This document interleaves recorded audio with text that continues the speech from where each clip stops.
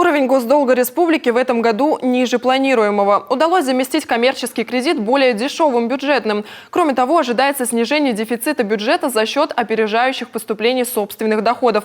Это даст региону небольшой финансовый задел на будущий год. Тем не менее, в основу планирования программы управления финансами и госдолгом на следующие годы Минфин заложил консервативный сценарий. Параметры программы сегодня заслушали парламентарии Коми и Ольга Коняева. 95 миллиардов доходы, 107 расходы, 12 миллиардов дефицит. Таков бюджет региона на следующий год. Незначительные корректировки еще возможны. В условиях геополитической турбулентности для сохранения сбалансированности и устойчивости бюджета в приоритете выполнять уже взятые обязательства и по возможности уйти от новых расходов. Тем временем в этом году ожидается снижение дефицита бюджета и госдолга республики. У нас есть соглашение с Министерством финансов Российской Федерации, где мы ступенчато должны снижать уровень государственного долга. То есть на 2022 год по соглашению мы должны его удержать не более 55% собственных доходов. На последующие года 53 и 51, то есть на 2023-2024 год.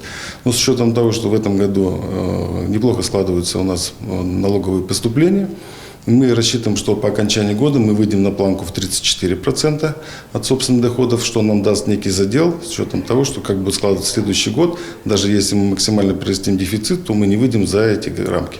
На исполнение программы управления финансами и госдолгом предусмотрено 5,5 миллиардов рублей. В этом году ожидается экономия расходов на обслуживание госдолга в связи с замещением части дорогого коммерческого кредита. В итоге из 34 миллиардов долговых обязательств 2/3 более выгодные бюджетные заимствования. Расходы на обслуживание государственного долга Республики Коми исполнены на 30% от планового объема или на сумму 751 миллион рублей.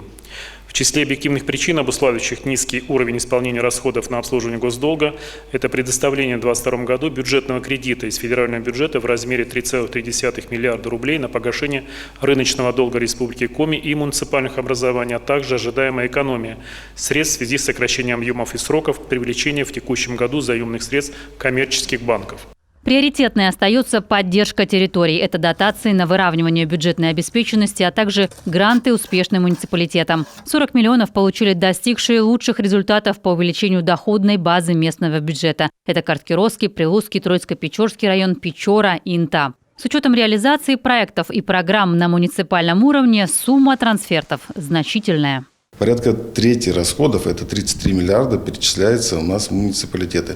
Плюс то, что я вам сказал, мы по каждому муниципалитету отдельно работаем по нормативам. То есть где у нас чувствуем, что не хватает у нас для бюджетной обеспеченности, мы, конечно, добавляем. Создание условий для развития бизнеса, привлечение федеральных средств. Еще один важный финансовый инструмент – инициативное бюджетирование. Это когда средства выделяются на проекты, выбранные самими жителями на местах. Так, с этого года 75 миллионов направлено на исполнение наказов избирателей депутатами Госсовета. А по региональной программе «Народный бюджет» реализовано более 500 народных проектов по 12 направлениям. Ольга Коняева, Роман Боровиков, телеканал «Юрган».